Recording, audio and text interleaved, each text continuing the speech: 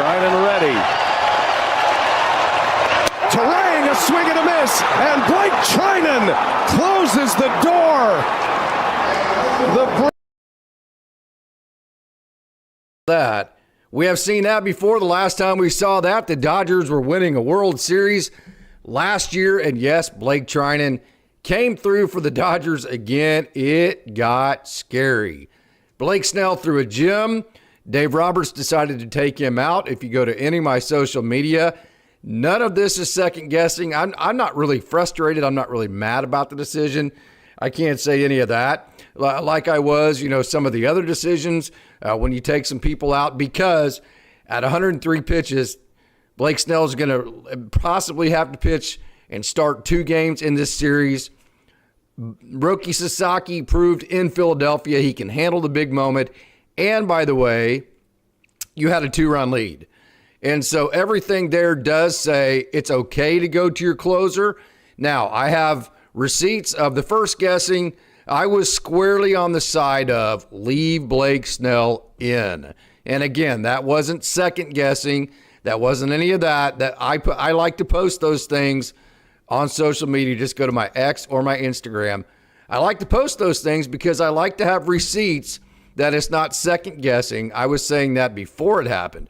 Having said that, I also posted, hey, at 103 pitches, possibly needing to pitch and start in 2 different games.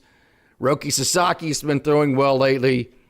I didn't necessarily have a huge problem with going with Sasaki there, although it got very scary there. And how about Blake Trinan coming through? And to be honest with you, the Dodgers just flipped that game on the Milwaukee Brewers' head. I mean, what the Brewers want to do is that they want to take a lot of pitches, which they tried to do. But in response to taking a lot of pitches, what Blake Snell did is he just flipped in a bunch of sliders and changeups, just kind of as get-me-overs, to steal strike 1. And then once Blake Snell, he stole strike 1 with some get-me-overs because the Brewers like to take a lot of pitches.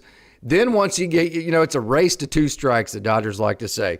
Once he raced to 2 strikes, then he was able to get swing and miss on Chase from the Brewers because they got themselves down the count, because Blake Snell was had a good enough game plan to just flip in. He was pitching backwards a lot and just flipping in get-me-overs with his off-speed and his breaking balls.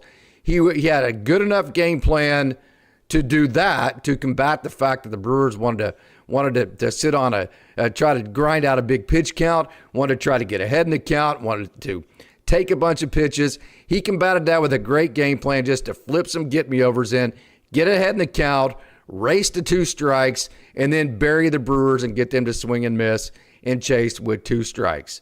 It was a beautiful game plan. It's one thing to have that game plan. The game plan there is to throw changeups that turn left to right-handers and then end up, on that outer half of the plate, and then turn the ball right to left-handers, whether it be the slider or the curveball. Hey, it's one thing to have a great game plan. Let's flip in some off-speed early in the count. Let's get some get-me-overs to take advantage of the fact that Milwaukee likes to take a lot of pitches. Let's use all that against them. And then once we bury them, let's turn the ball right against lefties. Let's turn the ball left with the changeup against righties. All of that is a great game plan if you can execute it. And how about from the very first batter of the game, Blake Snell was absolute money. 100% nails. How about first hitter of the game, Jackson Chourio? He throws 3 changeups. Check this out. To the first hitter of the game right here, Jackson Chourio, right here. Watch this. 3, let's see, hold on one second here. Let me actually get to this here in just a second. Well, I'm not going to get to that here. We probably won't be able to have that. Yeah, right here. Okay. So let's watch. Let me back this up. So this is, it's one thing to have that great game plan. It's another to execute. So watch this. This is the first hitter of the game for Blake Snell. Jackson Chourio. Watch this. Changeup number 1. Here comes the second changeup here in a second. Changeup number 2, right there on the outer half. See how he's throwing that changeup to the outer half to right-handers there. Changeup number 3 to Jackson Chourio. First hitter of the game. That set the tone. We're going to go off speed. We're going to get ahead in the count with our off speed. We're going to go away with the changeup to righties. We're going to go away with the curveball and slider to lefties. And Blake Snell executed that over and over and over all night long. So what a great job by Blake Snell. Just absolutely a fantastic outing for him. And the only hit he gave up through 8 innings was this one right here to Caleb Durbin. And he really had the Milwaukee Brewers overpowered all night long. So you kind of saw a team for the Brewers that they have a game plan. They want to chip away at you. They want to be pesky. They want to do this. They want to do that. But once you kind of overpower really, to be honest with you, we saw what the kryptonite for the Milwaukee Brewers is. For a team although they are pesky, although they do like to put the ball in play, the kryptonite, is power stuff, right? So whenever you shorten up your swing, whenever you're trying to just be a little shorter to the ball, when you're not trying to do too much with it, when you have heavy velo that's coming off of playing off of off-speed pitches like Blake Snell was doing tonight, like Bryce Terang, that last at bat. Bryce Terang, the first pitch of the at bat, he got a 95-mile-an-hour fastball. As good of a hitter as Bryce Terang has been, especially as clutch as he's been the best hitter in scoring position for the Brewers. As good of a hitter as he normally is in that situation, 95 right down the hooter should be something that he hits, especially when it's right versus left. But because they had seen off speed all night, and again, here, this is what Coach Barikoff and Coach Holt talk about, because the Dodgers have been in this moment so many different times, they're able to just relax, draw on their experience, and do what Blake Snell did, do what Blake Trinan did, and just execute in the biggest moments. Notice that Blake Trinan threw a get-me-over slider to Bryce Terang, which was a great pitch. So again, still more of the game plan that Blake Snell carried all throughout the game. We saw Blake Trinan come in, first pitch to Bryce Terang, a get-me-over slider, right? It looks like a hittable pitch, but I'm telling you, whenever you're in a big moment like that, you haven't been in a moment that big ever. Bryce Terang hasn't, and Blake Trinan has. Trying to hit something as spinning like that for the first pitch at the at-bat, that's a lot harder than it looks. So Bryce Terang fouled that one off, and then Blake Trinan, just like Blake Snell did all night long, he raced to 2 strikes. And then once you get to 2 strikes and the game's on the line, the pressure is all on the hitter. And Blake Trinan knew that. And because that, he threw a fastball up in the zone, and he was throwing that fastball likely up in the zone, probably just to try to set up at some kind of sweeper off that same tunnel point. But lo and behold, because the pressure, we've seen it twice in a row with guys that haven't been there, with Kerkering in the last to end the last series, now Bryce Terang twice in a row, pressure gets to even the best of professionals.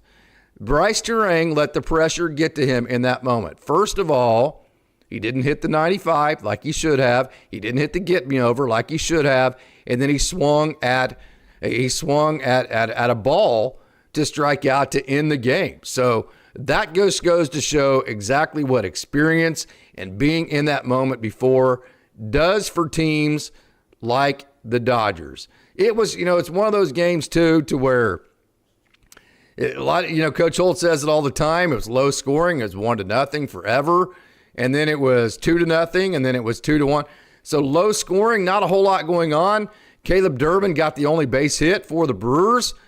But, man, it was intense. I mean, the Dodgers had a couple of scoring opportunities. You get the leadoff double, and then you have the absolute cluster bomb. We're actually going to show that cluster bomb here in actually, let's go ahead and show that crazy play right now. So you lead the inning off. You end up with bases loaded and 1 out. Max Muncy at the plate. And then this is what Max Muncy does right here. So let's watch this entire play. Right here, you get what should have been a sac fly, although it wouldn't have been a sac fly because the ball wasn't caught. At the very least, it should have been a sac fly. So there he is right there, Frelick. He does not catch the ball. Ball throw home. It's a force play. Teo Hernandez is out. Now William Contreras is just going to run to third base, and he's going to force Will Smith out as well. So what happened on that play, and I can't run that play for a whole long time because I'll get dinged for it. But what happened is, okay, so once Frelick did not catch the ball, okay, that becomes just a live ball just like any other ball, and it is a force play because he didn't catch it. See, so he touched the ball, then the ball hits the wall. See, right? Well, you're not seeing it there. He touches the ball hits the wall, and then it comes back as a bobble, and he catches it. So, Teo, this is ridiculous, okay? Ridiculous that we're making these little league mistakes, base running mistakes, in a National League Championship Series. Get your shit together, dude. We love you. You come up with huge hits. You do a lot of great things. In a lot of ways, you're the heartbeat of the team. But damn, dude, we can't make mistakes like this. This is little league crap, okay? So when you're at third base and there's one out, I don't care if Teo, now Will Smith was screwed, okay? Because you can't tell if he caught the ball or not from where Will Smith was at. But whether he caught the ball or not is irrelevant to what Teo Hernandez should have been doing, okay? So Teo Hernandez, all he had to do right there was tag at third base, and as soon as Frelick touched the ball, not caught the ball, touched the ball, you tag up, and as soon as he touches the ball, you run home, okay? Teo Hernandez should have tagged up, and as soon as the ball touched Frelick's glove, he could have monkey crawled home. He could have crab walked home. He could have walked home. He could have skipped home. He could have walked home on his head and been safe, okay? But Teo goes to third base. He's trying to figure out whether Frelick is catching the ball or not for absolutely no reason because he doesn't know what the hell he's doing, okay? When you're at third base and there's less than 2 outs and there's a fly ball hit, you freaking tag up, okay? We learned this in like 8 and under and 10 and under baseball. And whenever you leave from your tag up, you leave as soon as the outfielder or whoever is going to catch the ball, you leave as soon as they touch the ball. It is as simple as that. There is no excuse for what Teo Hernandez did there. It's ridiculous, and it needs to be addressed. And do you know who it needs to be addressed by? Are his teammates. Like, hey, Teo, we love you, but get your shit together, man. We can't make these mistakes. The margins are too thin. I mean, the Dodgers, honestly, and then you hit into a double play the next inning. Mookie Betts, of course, and then Andy Pages. Andy Pages, his first 2 at-bats, he swings. He has good at-bats in the sense that he fouls off a bunch of pitches, but then he swings at sliders that are off the plate outside, and he swings at them. Whereas like a month ago, if Andy Pages is relaxed and comfortable and he's doing what Andy Pages has always done, Andy Pages spits on that pitch, he takes off all his armor and he walks to first base after having walked. But because Andy Pages is uptight right now, he's not playing comfortable, he's not playing free and loose, he's not taking his walks. So they're throwing that slider a little bit off the outer half. They're throwing that off of running sinkers in on his hands. And Pages isn't able to get to a sinker in on his hands that moves in on him because he leans out over the plate. I've said that for a long time. And so where he has to make his hay is don't swing at that pitch, that slider that plays off of that on the outer half. And so the first at bat, Andy Pages swings and strikes out on a pitch that is, I think he struck out. He got out on a pitch that's off the plate on the outer half on a slider. And then the next at bat, okay, we have a runner at second base and nobody out. And the last thing you want to do is hit a ground ball in front of the runner, okay? Because really, you either want to get a base hit or some kind of hit, or you want to hit the ball to the right side and advance the runner. So instead of doing that, Pages takes the slider off the plate outside again, and he's early on it. He rolls over on it. He hits a ground ball to the shortstop. We can't advance. I believe it was Tommy Edman at the time. Edman can't advance, and then it may have been Kike. I'm not sure who the base runner was. And then the next pitch, we hit into a double play. So just terrible situation hitting there. Andy Pages is not able to control his nerves. He's not able to control his adrenaline, his energy, and because of that, he's rolling over pitches on the outside. He's not taking his walks. And he's, whenever Andy Paz was going very well, he was taking pitches 3-4 inches that were off the plate just by 3 or 4 inches. So just got to relax in that situation and just really just kind of got to relax and go back to being what Andy Paz is when he's good, and that is a very selective hitter that doesn't swing at pitches off the plate, especially outside, which allows him to cheat a little bit more to the inside. So, it's a good thing. The Caleb Durbin deal, Caleb Durbin got the base hit, the only base hit, and then he got picked off at first base. That was big, and that goes back to the last game. I think I was asked by, I think it was Jay. Jay asked, hey, do you try to steal a base there? And my comment was no, because you had a lefty. And when you have a lefty against catchers, in that case, it was JT Realmuto. Tonight, it was going to be Will Smith. When you have a lefty and you're trying to steal like off of Blake Snell, off a left-hander, and you're at first base, you have to steal off of what's called first move. So you can't just read a left-hander, especially when you have a catcher that can pop underneath a 2.0 pop time like Will Smith. So right there, Caleb Durbin, he went first move. So, that's on Pat Murphy. That's on the manager or whoever decided to steal there, because Durbin went first move and Blake Snell picked him off. The Dodgers made a great play. So think about this. The Brewers, they like to walk, they like to take pitches, they like to move runners, they like to sacrifice, especially with Isaac Collins, and they like to make great winning baseball plays, okay? So if Teo Hernandez just knows what the hell he's doing on that sac fly by Max Muncy, you take a 1-0 lead on a sac fly, and then in the ninth inning, okay, you extended your lead. How big was that last run by a sacrifice bunt after Freddie Freeman came up clutch again with a double down the right field line? Now, I know he pulled 2 balls, especially his home run, but listen to me carefully. I say this all the time. I've said this about Shohei Ohtani. You heard it on the broadcast today, but you heard it here many different times throughout the year, okay? Many different times I have said Shohei Ohtani needs to take BP, and his first round, he needs to just try to hit 10-degree line drives right over the shortstop's head. Well, if you listen to the broadcast today, they said specifically that's exactly how Freddie Freeman takes his batting practice, is that he tries to hit it to left center, and really his goal is just to hit the ball right over the shortstop's head on a line drive. That keeps his timing a little bit deeper. That's what the Dodgers need out of Shohei Ohtani right now.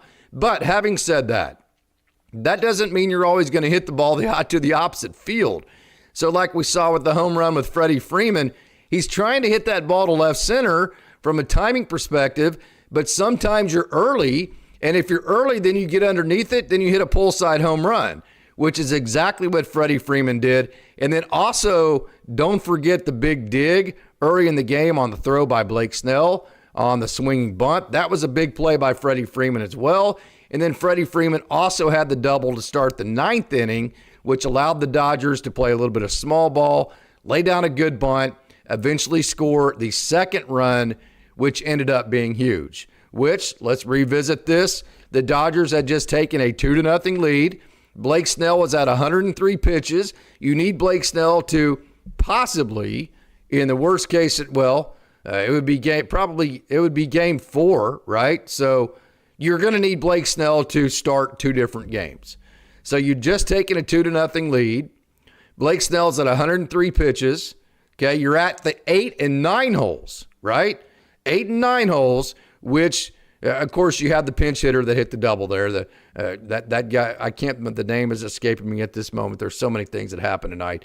That is a good pinch hitter. But you're at your 8 and 9 hole. You've just taken a 2-run lead. Blake Snell had just gone over 100 pitches, and Roki Sasaki just this weekend showed you that he can handle the big stage and had shown no signs of faltering, right? Although, I'm going to say this, I warned you about Roki Sasaki. There hasn't been a long enough track record to know whether an outing like tonight was possible or not, because he lost it. He just got very, very, very, very lucky that Jackson Chourio, the difference between a home run and a pop-up is like 1/8 of an inch. So the difference in a home run and what Jackson Chourio hit was probably like a 16th or a 32nd of an inch. That's how close you come between winning because it becomes a fly ball, or a 32nd of an inch and that becomes a double in the right center field gap and you lose. That's the difference between winning and losing. That small of a margin. Okay, so yes, the Dodgers won, but that was an outing from Roki Sasaki to where you could squarely tell he was not executing. The moment was getting to him to the point to where Doc felt like somebody else had to come in. Not a good presentation from Roki Sasaki. I can't say I'm surprised. I've been warning Dodgers fans that, hey, I'm not saying he can't do it. I'm just saying the track record hasn't been long enough to just say, hey, in this game. So here's the difference, okay? If the guy that you have in just absolutely needs to come out, like it's a Clayton Kershaw or it's somebody like even, maybe a Justin Robleski, and you're saying, okay, well, this is should we leave a Justin Robleski in or whatever reliever is in the game at that moment, or an Emmett Sheehan that just gave up 2 runs like he's done in the past. If it's somebody like that versus a Roki Sasaki, it's not even a question. Or Roki Sasaki versus... So if it's a situation to where it's pretty obvious that you need to go to the pen to get the last 3 outs and get a new guy, then Roki Sasaki absolutely is your best choice. It's not even close, unquestionable. You go to Roki Sasaki. But that wasn't the decision. That wasn't the choice to be made. The choice to be made wasn't, hey, is it Roki Sasaki? Should we choose Roki Sasaki over everybody else we have available in the pen? Is it Roki Sasaki over the pin guy that we already have in the game? That wasn't the decision. If that was the decision, it's a no-brainer you go to Roki Sasaki. The decision was, do you go to Roki Sasaki with Blake Snell having absolutely dominated the Milwaukee Brewers to that point in the game? I said it on social media, first guessing. I keep Blake Snell in the game. I even made it to Mike Nielsen. Who Mike always brings up. I love having conversations on X or even here sometimes on YouTube with Mike. Mike is just such a wonderful fan, so knowledgeable and so level-headed. Can always see both sides of the story. I love communicating with Mike Nielsen. I always try to respond almost immediately when I see one of his posts because they're fantastic. So I got the question, and this was before we even saw Blake Snell, doing the high fives and all that. The question from Mike was, do you leave Blake Snell in? My response was 1 million out of 1 million times you leave Blake Snell in. That was my response on social media. The receipts are there on X. Go chase them down if you want to. Okay. So I squarely, first guessing, would have left Blake Snell in. It would not even been a thought in my mind. And here's one of the biggest, not just the fact that he was dominating, but Roki Sasaki is great. He has great stuff. I mean, he has a blistering fastball. He threw some ridiculous, we saw the ridiculous splitter that he threw to Christian Yelich, right? It's not that Roki Sasaki doesn't have great stuff and stuff good enough to plow right through the 8 and 9 holes of Milwaukee. It's not that. When you're in a dugout and you have a guy that's shoving against you, like Blake Snell was shoving, and you have a guy that you've gotten one hit, and that one hit got erased by a pickoff on a first move steal, okay? You would rather see Jesus Christ on the mound at that moment than whoever is in that game shoving it straight up your you-know-what, right? So the second that Blake Snell went out, it doesn't matter who's coming in.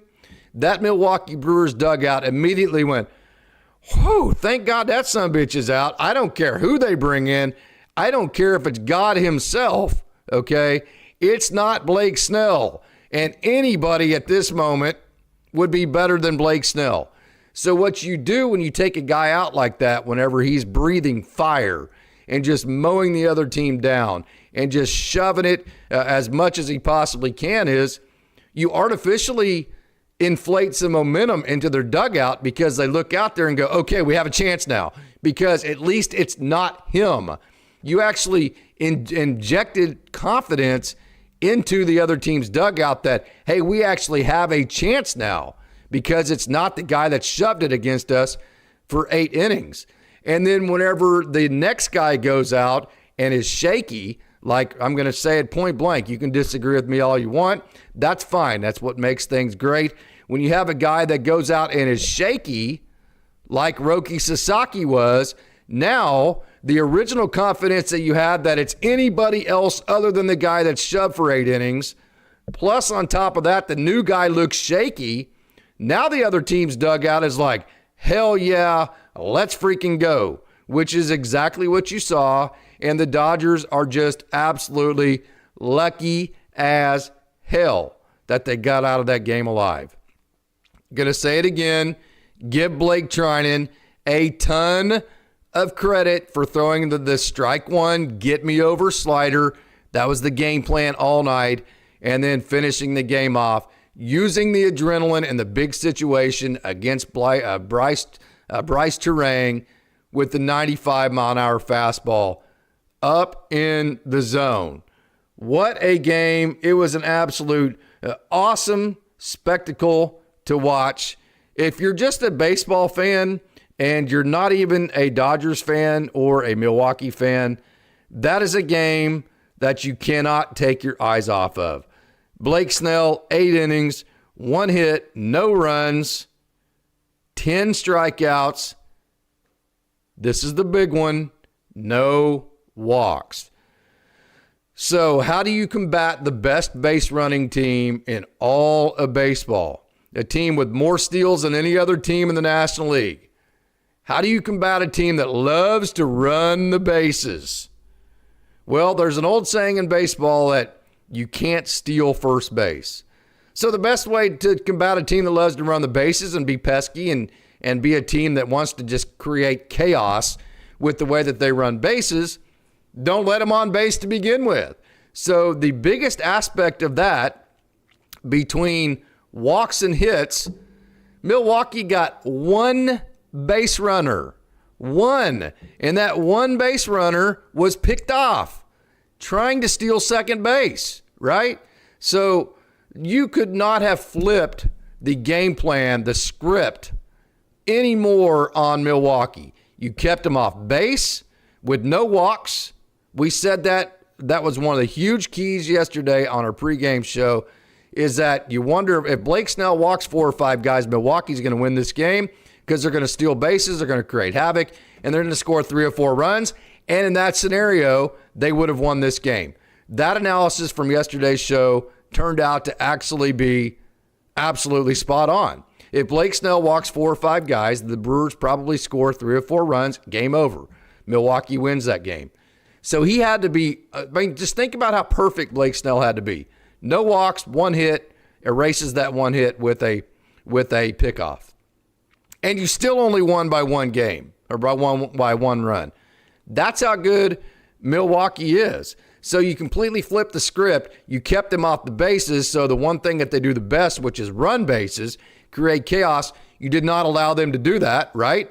You used the fact that they're trying to take pitches early in the count to try to grind pitch counts. You use that against them by flipping in, pitching backwards and flipping in sliders and curveballs, get me overs all night for strike 1, getting the Brewers hitters in pitchers counts. And what you saw was, yes, if everything goes right for the Milwaukee hitters, even Christian Yelich and Andrew Vaughn, the 2 most, and Jackson Chourio, they're 3 dudes in terms of guys that can take games over and do a little bit of everything for them. They have some other good hitters too, don't get me wrong.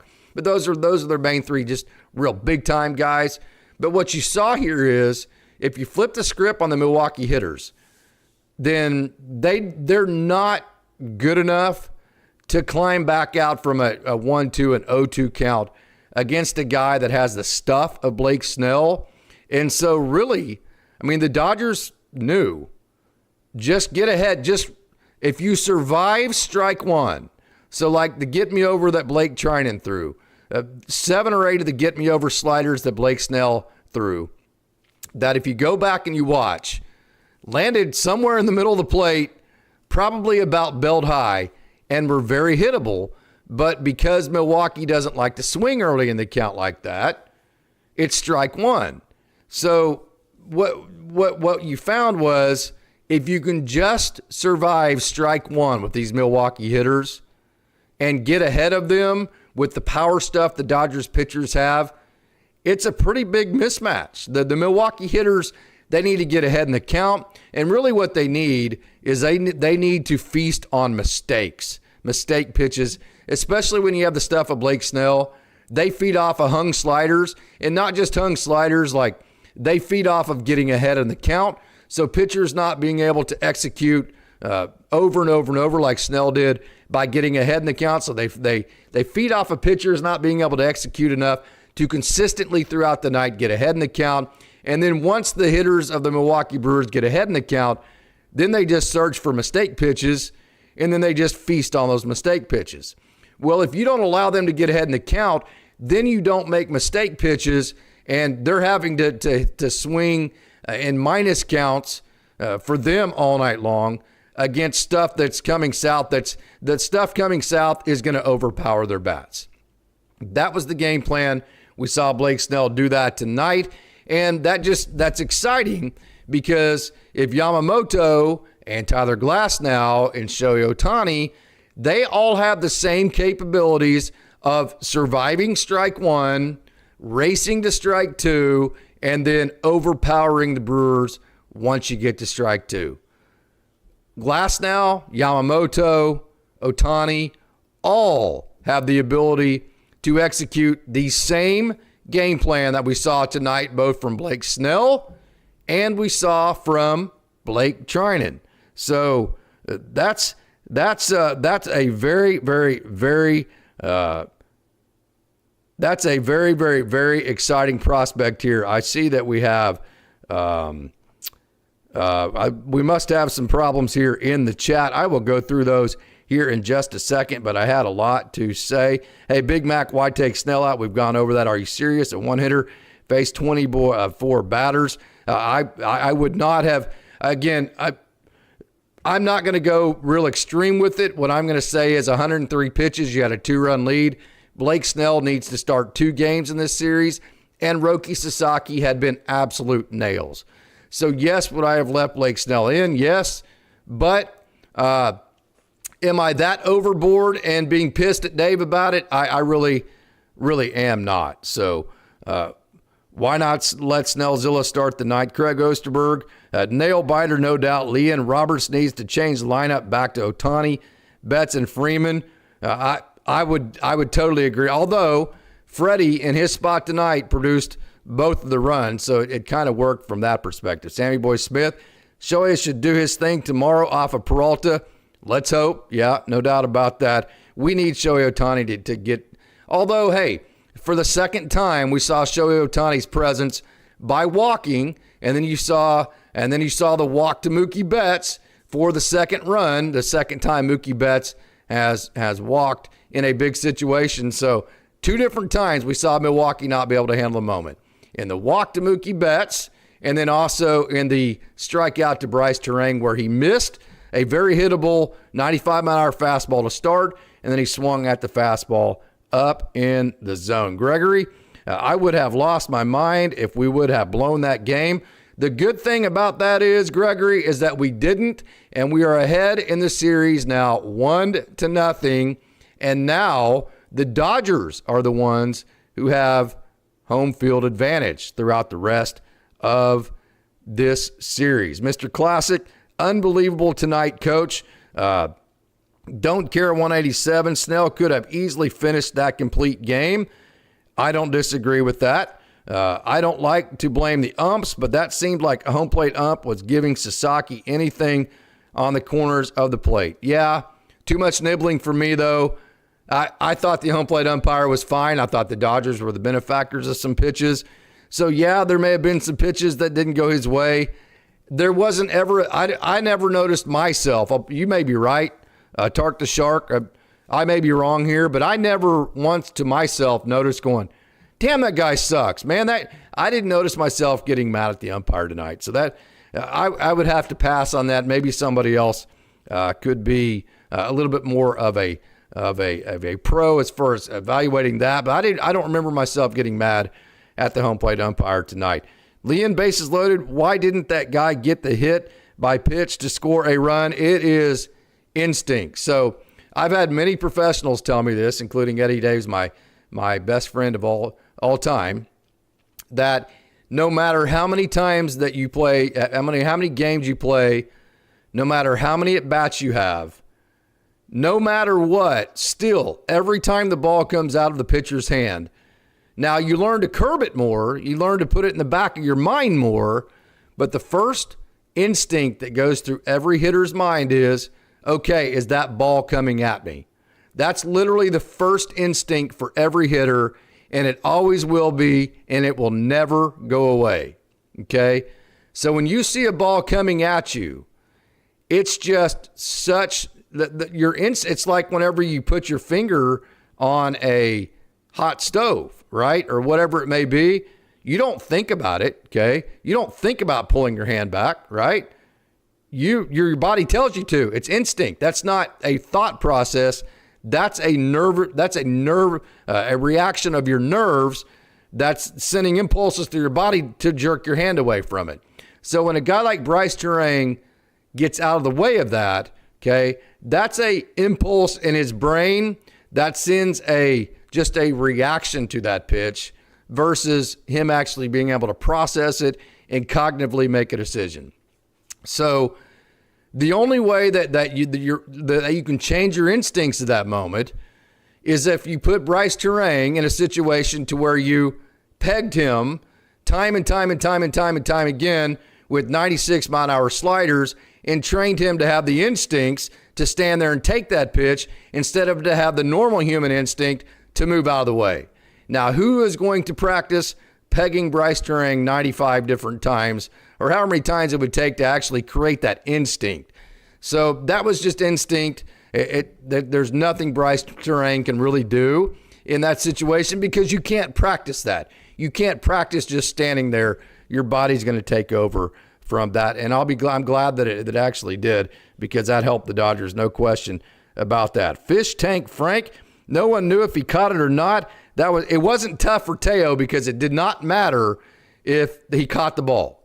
The only thing that mattered to Teo is I'm tagging up, and as soon as he touches the ball, I run home.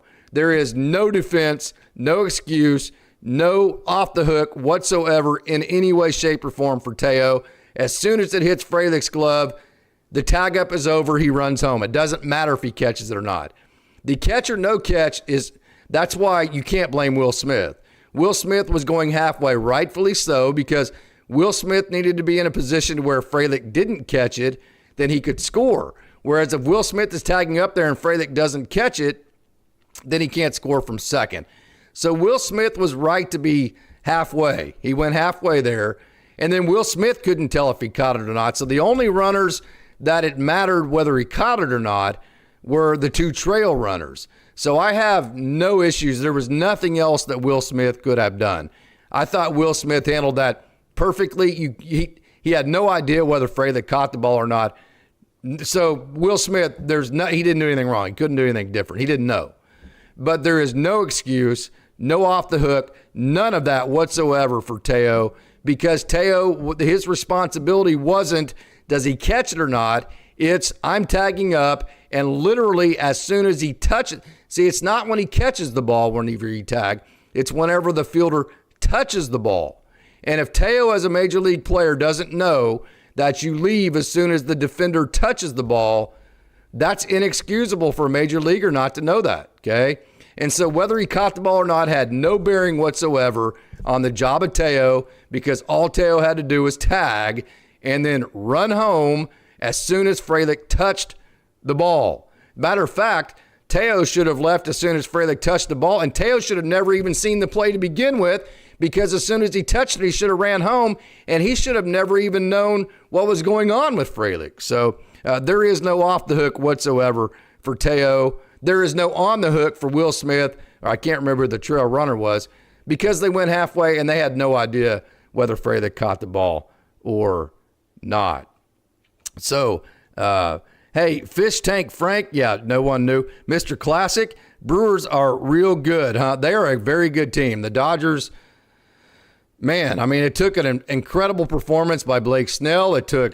You saw what happened as soon as they took Blake Snell out. I mean, they almost win the game, right? They play good defense. They're very athletic.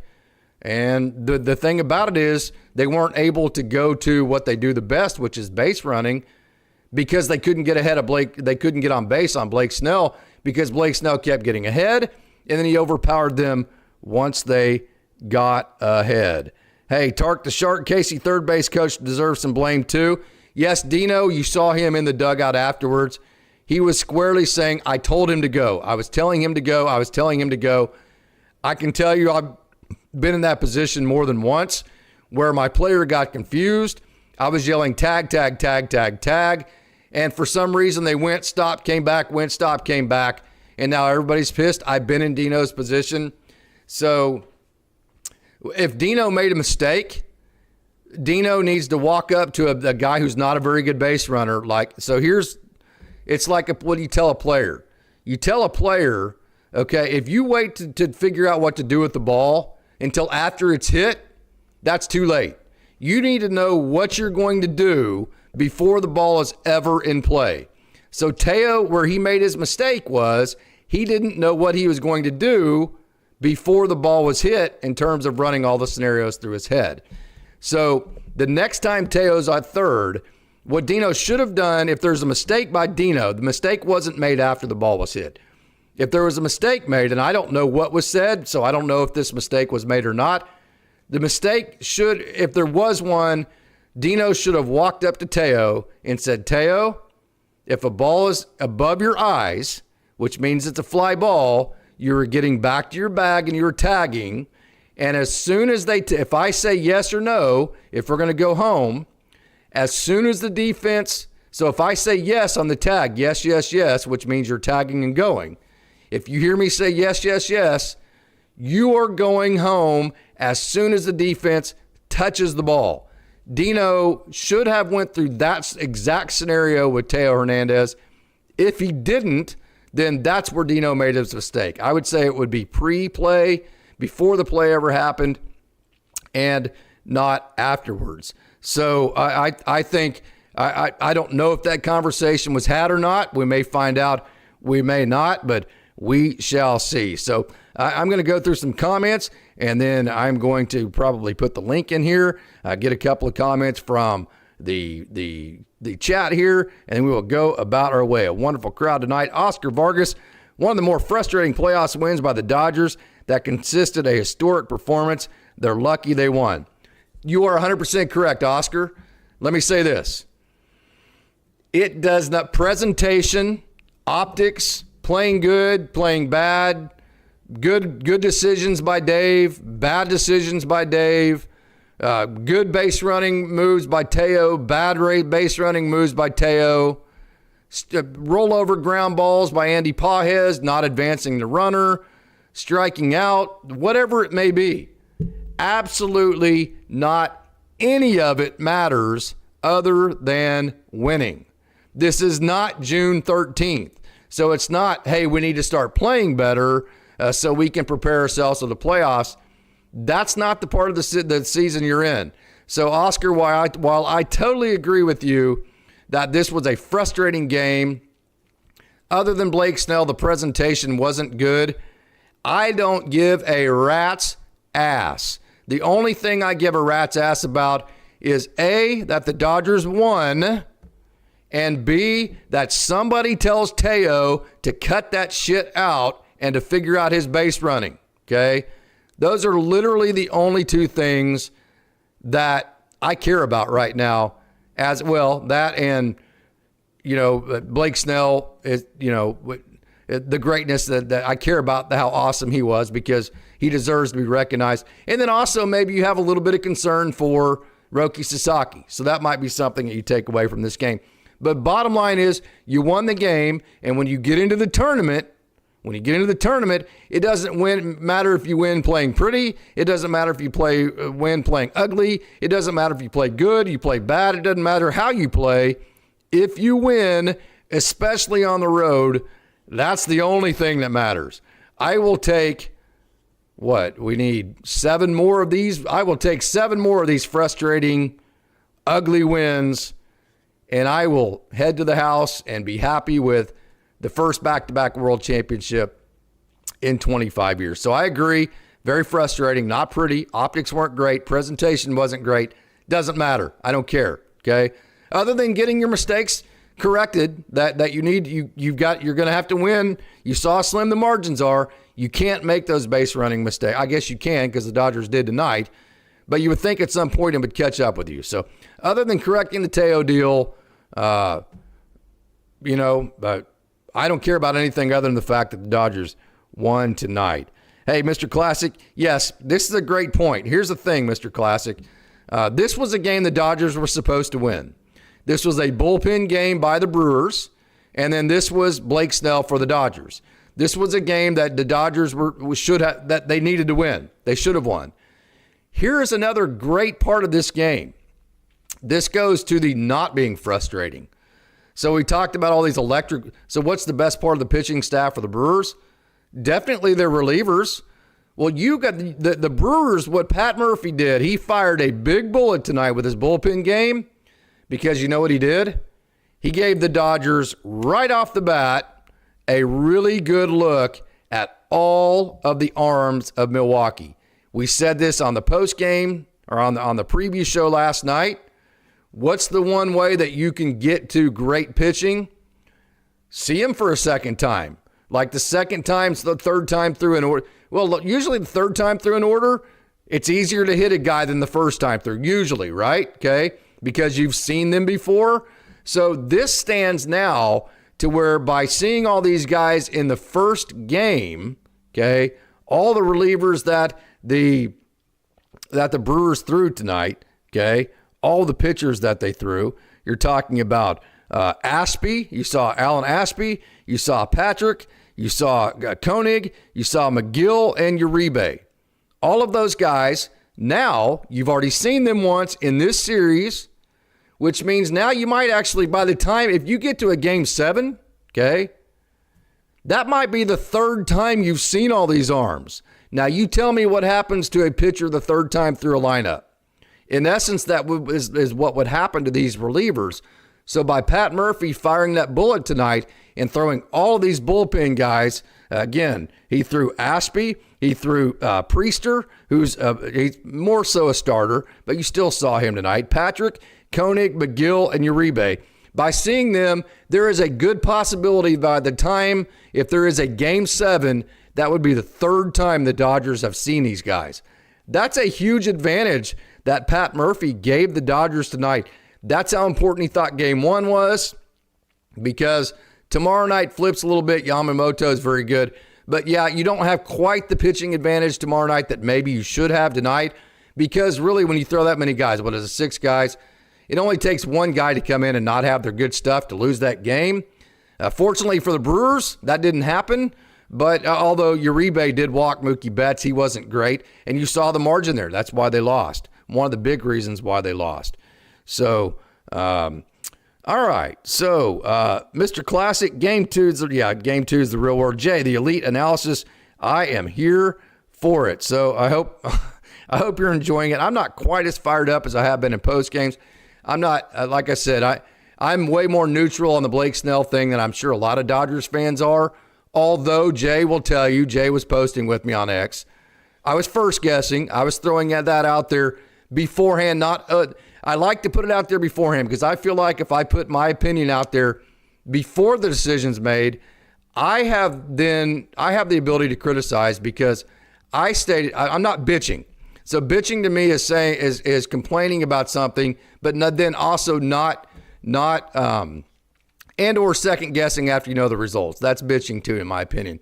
So either you're not giving me a solution or you already know the results whenever you're complaining about something.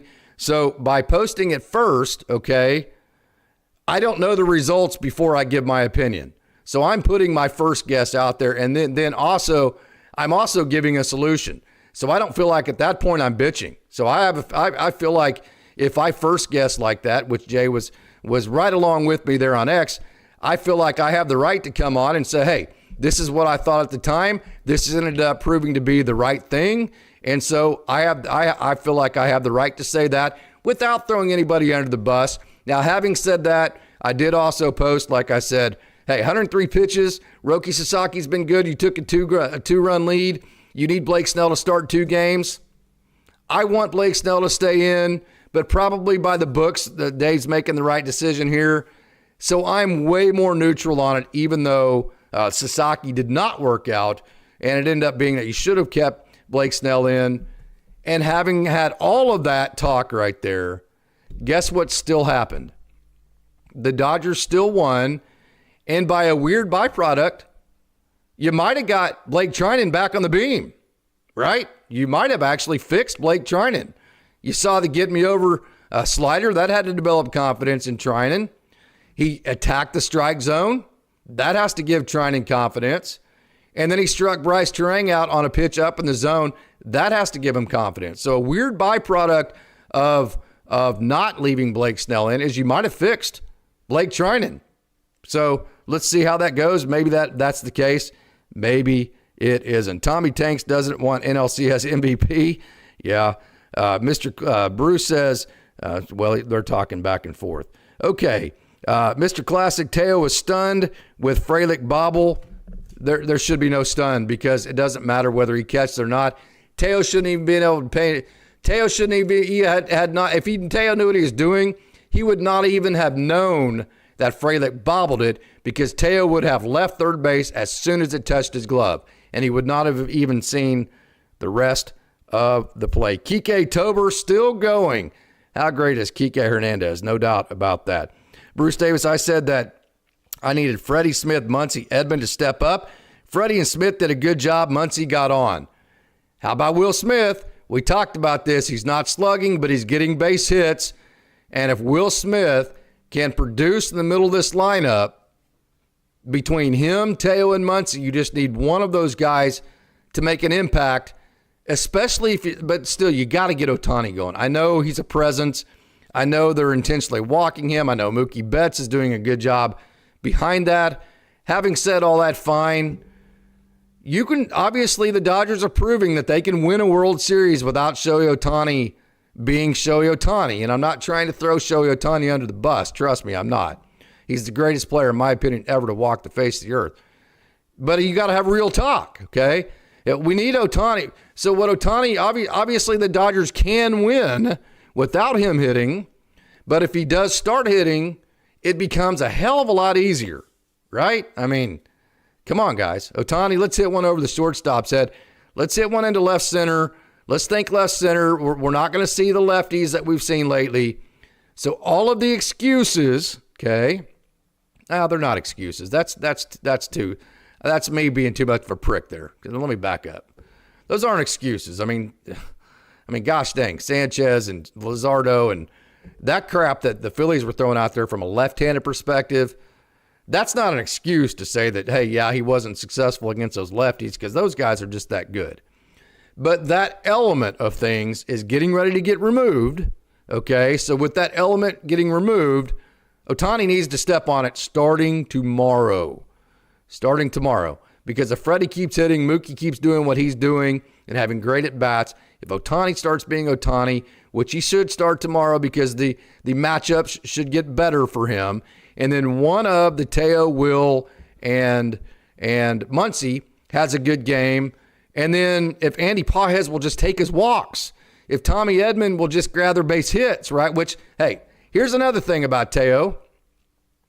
He should have freaking scored on the Tommy Edman base hit, but he didn't get a good read on that. He didn't see the ball down. He looked backwards. He got a late jump to third base, and then you have the disaster. So we're going to focus a lot on the disaster with the Frelick play, which we should because it was a complete disaster where there is no excuse for it. But he should have already scored because he should have, if he saw the ball down properly the way that he should have, in my opinion, on the Tommy Edman hit right before it, he would have already scored anyways. Now, that's subjective. You can say, hey, with one out, you don't take a chance there. Okay. I mean, I can understand that. I'm not going to push back a whole lot against that. But I will tell you this. if that was a Milwaukee Brewer at second base or a lot of the other base runners for the Dodgers at second base, they score on that Tommy Edman base hit up the middle. So I'm just going to go ahead and say Teo Hernandez should have scored already anyways on that base hit from Edman. Hey, Gregory, that's the best that I have ever seen Blake Snell pitch. He was nasty. So the reason why it was the best, we've seen him be nasty before. We haven't seen him be efficient like that. And where the efficiency came in was strike one. And then where the efficiency came in, Gregory, was racing to strike two. That put him in the advantage all night long. And when Blake Trinan's in the advantage with pitchers counts, the Milwaukee Brewers, they're just not good enough hitters to be able to match what he can throw south. So what was the best, when you say this was the best we've seen Blake Snell, we've seen his stuff be nasty like this before. Matter of fact, in some ways, his stuff with the right game plan, there were some hittable pitches. What he was totally effective, totally dominant, while also adding the efficiency piece. And the efficiency piece was flipping in get-me-overs without getting hurt early in the count. Yes, Teo, in terms of the baseball IQ plays, very much so. Very much so. Not the best presentation night. But again, it is a situation to where the Dodgers won, and that is all really that matters. And I am not going to say that name, because that name that is in the chat right now, honestly, is probably one of my least favorite Dodgers of all time. So I'm not even going to do him the honor of saying that name. Snell set to start Saturday for Game 5. That's what I'm saying, Oscar. So he's going to have to start again. Well, unless you sweep the series. But, I mean, that's not like, you don't make decisions based on, well, we think we're going to sweep, right? You need him to start 2 games. He was 103. You had a 2-run lead, and Sasaki had been good. So, again, I'm way more neutral than others. Hey, Mr. Classic, can't believe some fans wanted Snell gone for being injured. Roki's nerves got him. Yes, no doubt. That's what and rightfully so. He hasn't pitched a lot. I mean, a month and a half ago, he was pitching terrible innings for Oklahoma City, right? So that's kind of where we're at with him. That's why I was a little bit nervous about him. Okay, Bruce Davis, Coach Casey is a great teacher. He has teach me a lot about baseball. Well, thank you so much. CNAV, Roki's left leg kick was straight out like he had before. You know, here, CNAV, this is a great point. This is why Dodgers Dogs chat, not the biggest, it's elite. Elite comment here, CNAV. So let me give you kind of an analogy. Okay, you go to the driving range and you try out your 5-iron, right? Because you need a 215-yard club in your bag, right? Okay, whatever distance you need. Okay, and you hit it on the range, and you hit 7 or 8 good 5-irons. You're like, oh, the 5-irons, but you've never ever been confident in your 5-iron, right? Instead, you've either laid up with a 9-iron, or you've brought out a 5-wood and you just kind of punched it up there, or whatever it may be, right? Okay. And so you go to the range and you practice this club you're not very good at, in this case, a 5-iron. You hit a couple of good ones and you're like, you know what? Damn it. If I ever want to be as good as I possibly, if I want to find the best version of me golfing wise as I can, I got to start using my 5-iron, right? And you convince yourself of this. So then you get on the second or third hole and all of a sudden there's water in front of you, and you hit your 5-iron and you duff it and it goes in the water, right? Okay, so the next time that you get on a hole with water in front of you and you need to hit a 5-iron over that water, are you going to do it or are you going to not? Typically speaking, what you do is you revert back to what is comfortable for you. So when you feel nerves, when you're not confident in what you're doing, you tend to revert back to what it is that comes natural to you. So when you saw the nerves of Roki Sasaki, then he went, what happens every single time, he reverted back to his bad habits, right? Because that's what his body is trained to do. He wasn't comfortable enough to say, hey, you know what? I practiced this 5-iron. I'm going to hit it just like I hit it on the range. I'm just going to relax. I'm going to keep my head down. I'm going to watch the club hit the ball. I'm going to watch the ball come off the club. I'm not going to bring my head up until the ball's mid-flight, and I'm just going to trust the fact that I have learned to hit this 5-iron. Instead of doing that, you let the game speed up on you. You lift your head, you look up, you hit the ball in the water off your 5-iron. Next thing you know, Roki Sasaki's back to his bad habits. That's what happened to Roki Sasaki tonight, in my opinion. It looks like we have some comments that have been deleted. Hey, CNAV and all you wonderful moderators out there, can't thank you enough for moderating the chat. I get kind of long-winded, and when I'm by myself, it's harder for me to monitor the chat. So thank you so much for that. Roki needs to tuck that knee and keep his head over his left toe before driving home. He absolutely does. Snell, Roki are two pitchers that have not thrown much. They're healthy. Yes, they are. Hey, yes, CNAV. Yeah, I think Bruce is telling him, got you with the deletions here. Music Mary, I'm going to go. We have a lot of deletions. I'm going to go ahead and hide that user from the channel. That way, that can't happen again. CNAB, you are the man. Please post facts and info. So Mary Music is hidden from the channel. We don't have to put up with that crap anymore. Al Minerva, game of inches. Blake Trinan hits him. It's a different game. And or if the fly ball by Jackson Churio is a 1/32 of an inch further down on his bat, it's a double or a home run instead of a fly ball, right? Definitely is a game of inches. Al Minerva ump called a great game.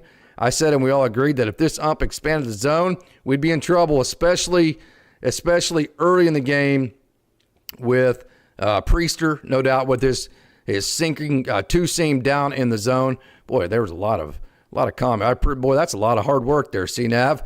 Deleting all those comments from Music Mary. Thank you so much. Uribe didn't look very good. Hey, and that's the risk of throwing a bullpen game, is that it only takes one guy to come out and not have their game, and the margins are so slim. If that one guy, this case being Uribe, isn't great, that loses you the game. That's the inning that lost the game for the Brewers, and that's why bullpen games are so risky. Versus when you have a guy like Blake Snell that's shoving. Hell, they tried to go to the bullpen one time, the Dodgers did, and it damn near blew up. It did blow up in their face. It just got lucky and got out of it. Hey, Sammy Boy Smith, Rojas retiring after next year, so I assume we keep him. I would.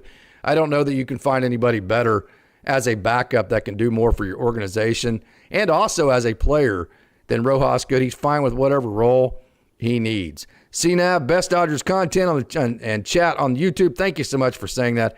Really appreciate that. Their best pitcher is starting tomorrow. Peralta, yes. That's why tonight was big. If the Brewers could have fired this bullet and won this game, taking a 2-0 lead, that's why Pat Murphy threw these bullets tonight. That's why he gave the Dodgers a look at their bullpen, which now works to the Dodgers' advantage. It's also why this was huge for Blake Snell to do what he did, because now that gives you the cushion. You don't ever want to lose game 2, but it gives you the cushion that if you do, okay, you still have the home field advantage. Tomorrow would just give you a stranglehold on the series. Stephanie can't Curry, and I honestly think we already went against the best pitcher in the playoffs, which is Christopher, especially being left-handed, Christopher Sanchez, and we beat him 2 times because of the Dodgers pitching being so good. Last time was just such nails, right? And we knew, hey, even when the Dodgers were struggling, I've got the receipts, just go back to some of those shows, the post-game show, not post-games, but post-game shows. They were the next day, but they were still post-game shows. What we kept saying was the Dodgers are going to be fine in the postseason because the one strength they have is their starting pitching, and starting pitching alone really can win you games in the postseason. And we're seeing that right now. So, yes, Stephanie can't Curry, I would agree. We have already seen the best pitching, and we have beaten that. So there's a lot to be very, very confident and excited about. I agree, CNAB. That is a great point. CNAB, Dino was right behind Teo on that crazy play. I can't blame Teo. I can't blame Dino during the play. I'm sure he was screaming at Teo to tag. Teo got confused. where I would blame Dino, and I don't know what happened, so I can't blame Dino.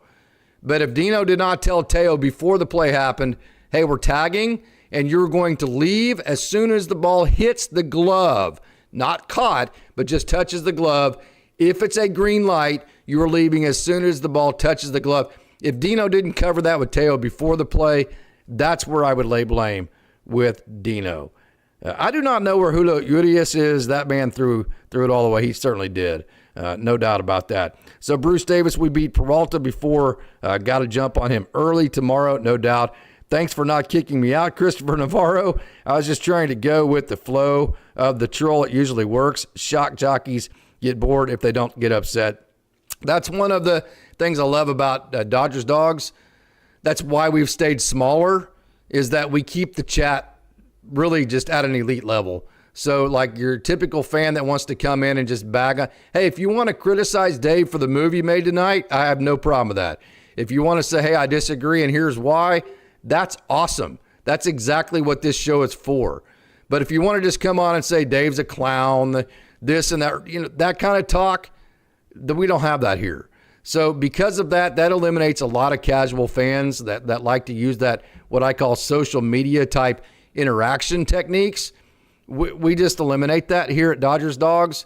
And so that reduces and shrinks our pool of people that liked it to only the people that like to talk in terms that are respectful. And so because of that, you stay a little bit smaller, but it stays a lot cleaner and it's a hell of a lot more fun. So I certainly enjoy the conversation. It's just absolutely awesome on here. I greatly appreciate all the wonderful support all of you wonderful Dodgers Dogs give this channel. So 1 down, get 2 away, says Jonathan Voico. Bruce Davis, if it wasn't for Roki against the Phillies, 8, 9, and 10, we'd be watching for home. Yeah, nobody's mad at Roki. Not whatsoever. It happens. He got nervous. And matter of fact, I said, hey, it's predictable. I've been telling you this is what I was worried about with Roki because there's not enough of a track record. This was totally predictable. In fact, I've been predicting it ever since he came back. And if those of you who are basically watch every one of these shows know that's been a pretty consistent narrative for me. So no anger, no frustration whatsoever for Roki. This was a predictable response for him at some point. So Carlos Garcia, probably in Mexico, talking about Julio Urias. So what I'm going to do now is I am going to put the link to the chat. There it is right there. Come on in and join. I'm going to stay on the line here. Just click that link. Come on in and join if you want to. A couple more minutes here. It's getting past my bedtime. I've been going for over an hour. But if you would like to come in and talk, then I would be more than welcome to bring you in and get your thoughts here. Again, we'll give you a couple more minutes here to do that. And if we don't have anybody chime on in, I'm going to go ahead and log off. So, again, a great game. Blake Snell, absolutely dominant. 8 innings, 10 Ks.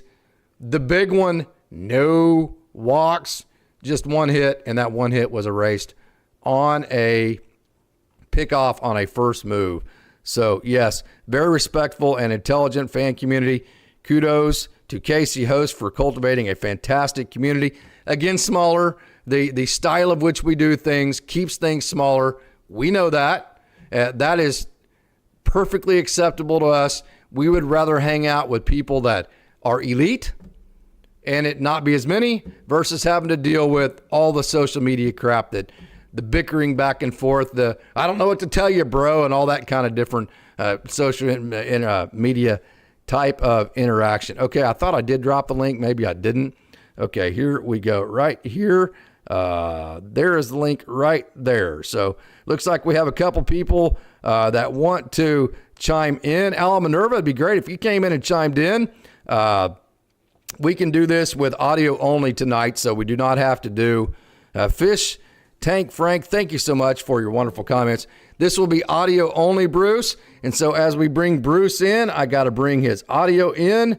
Give me just a second here, Bruce. I got to get into my audio settings, bring you in, and away we go. Bruce Davis, your thoughts on tonight.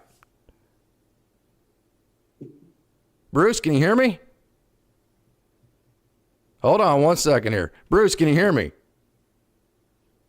Can you hear me, Bruce? Yeah, I can hear you, yeah. Okay, very good. I do not have your audio yet, though. Hold on 1 second here. Let's go right here. Okay. Go. Let me see if I got you now, Bruce.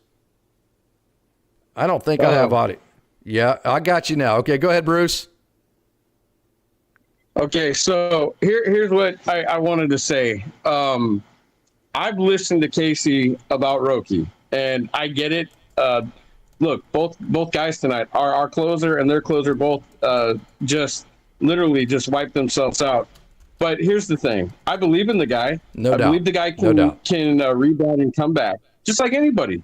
We've seen with Yamamoto when he's had his bad games, what happens? He gets jumped on early, and they blast him. But when he comes back the next time, he's lights out. Yes, no doubt. Tio, this dude better start getting it together because, I love the guy. Was I too hard on him? It pissed me off, though. Yeah. Yeah. Was I too hard on him? Listen, this is October. This is not June 14th. All right. We're in October. This is not the time to be stupid. I watched on the replay and it did show Dino saying, go. Absolutely. Again, hopefully they'll give us some more facts about that Dave Roberts or somebody. But that dude and this base running, again, we have said this. I said this last time I was on. We can't keep doing this stupid base running stuff. These guys are professional athletes that get paid. You got to listen to their coach. There's a reason why there's a third base coach right there. Let him watch the damn thing, and you tag the base and get your butt in there. Or whatever your procedure is, at least know what you're doing. It's obvious Teo didn't know that he needed to go. Yeah. It's obvious Teo did not know that he needed to go home as soon as the ball touched it. Yeah. But then what do we got to do? Like, we could sit here and keep saying as fans, like, I want Mookie, I want Freddie, I want Otani, whoever. All right, even the manager. If you're not going to listen to the manager, listen to your friends, man, on the team. Yeah, all right, I agree. You have got to do better on the bases. If we keep making these stupid mistakes, the Brewers are going to cash in and kick our ass. Yeah, all right, they could. And I don't want that. So I want this team to go back to the World Series and win because we can do it. I agree with everything you're saying. Here's my pushback. Okay, Teo is Teo, right? Okay. I mean, there's a love-hate, like CNAV's saying here. Teo, some of the reasons why he does stupid crap sometimes is the same exact reason why he doesn't know pressure.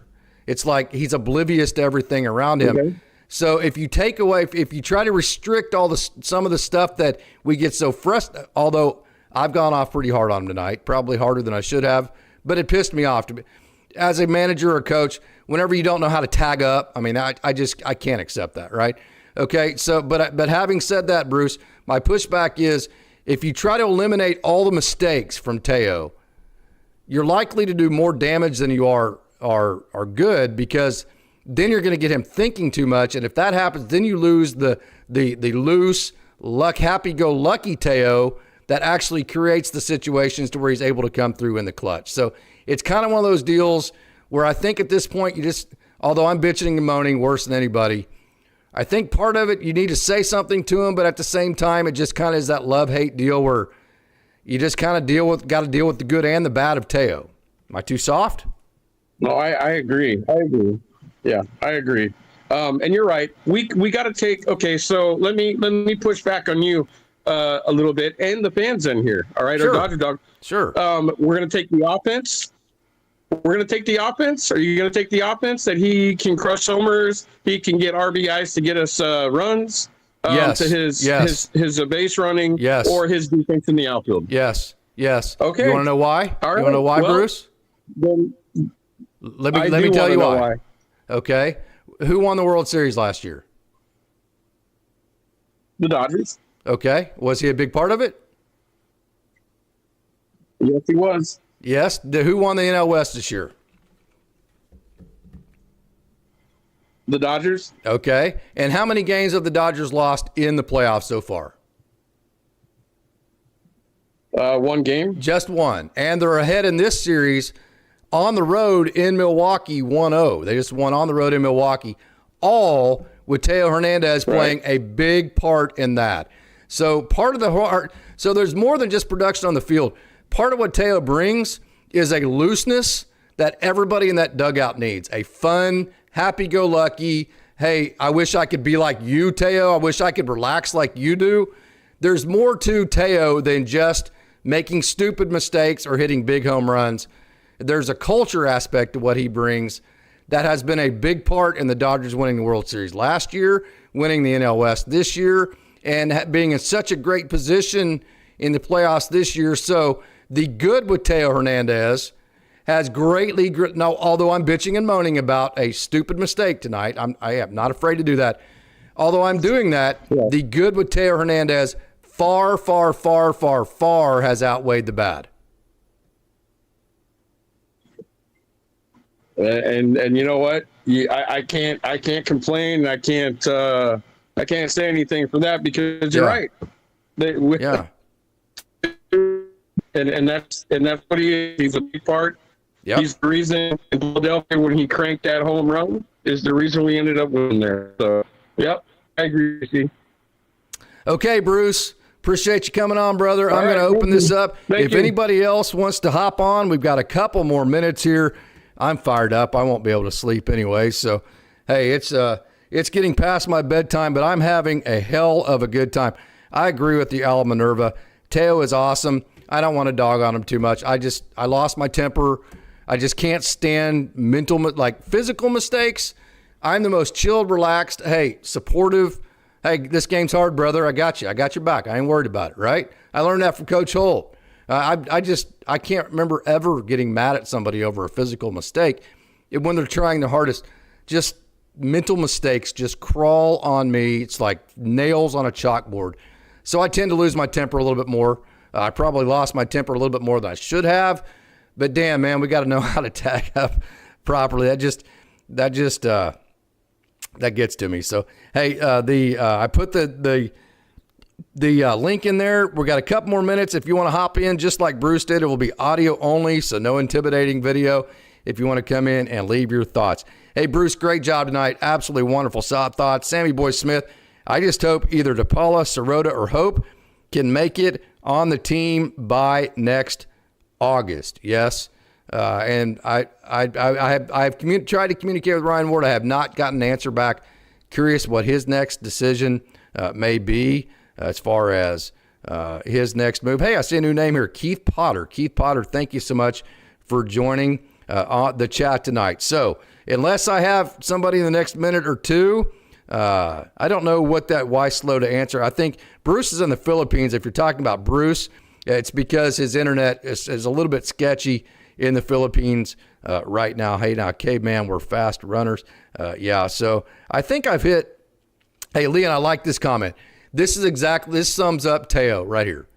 Leon, this is why Dodgers Dawgs, as part of the Dodgers Daily Network, elite. Okay?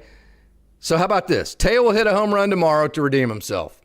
That's Teo Hernandez right there. I mean, and Leon probably is surprised that he didn't do it tonight.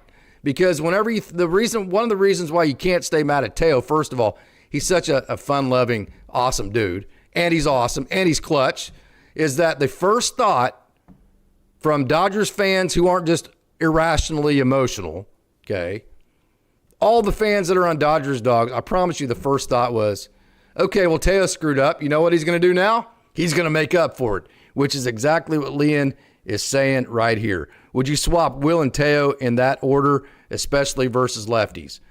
I would go best on best. That's a high school way of looking at it. I don't care. Okay, I go Ohtani, Betts, Freeman, Smith, and then I go Teo and Muncy. And I know that's a lot of strikeouts back-to-back with Teo and Muncy, and that goes against I've said I don't like that in the past, but I do right now because we need that barrage. If Ohtani gets on, Betts gets on, Freddie gets a hit, Wilney can add on to that, and then one of the two between Teo and Max can clean it up. You have two shots to really put, instead of scoring like two, Teo and Max will give you two shots to turn that from a 2 spot into like a 5 spot. So that's where I would put that order. I would put Tommy Edman in the 9 hole. I think your weakest hitter needs to be in the 8 hole. I think the 9 hole needs to be like your second leadoff hitter. I would put Pages in the 8, and I would put Tommy Edman in the 9 at this point. So that's where I would go with the lineup as far as that goes. So I believe Justin Dean replaced Teo and Call replaced him in there somewhere. Yes. So what happened was after the 7th inning, Teo Hernandez's spot had already been used. So there was no reason not to defensively sub for Teo at that point. So Justin Dean came in the 8th as a defensive replacement because he came in for Teo Hernandez, who had just hit in that last inning. So Justin Dean's spot wasn't going to come up for another 7 or 8 hitters. He wasn't likely to hit again. So Justin Dean came in the 8th inning because he came in for Teo. Teo had already hit. But the problem was Kike had not hit yet. And so you needed to keep Kike in the game defensively in the 8th so you could get his at bat in the bottom of the 8th, of which you got, and then you ended up scoring the run. See, so every time Dave makes a mistake, if it is a mistake, that you perceive of not bringing in the right pitcher, he brings in Justin Dean at the exact right moment. He leaves Kike Hernandez in. Alex Call doesn't come in until the 9th because then you get Kike Hernandez at bat, all that kind of stuff that Dave handled absolutely perfectly. So Al Minerva, I just had a friend. I blow people's mind when I speak a little bit. Sometimes strikeouts are better than double plays. Keith Potter, I am of the opinion that not all strikeouts are created differently, created the same. So we kept a stat called quality at bats.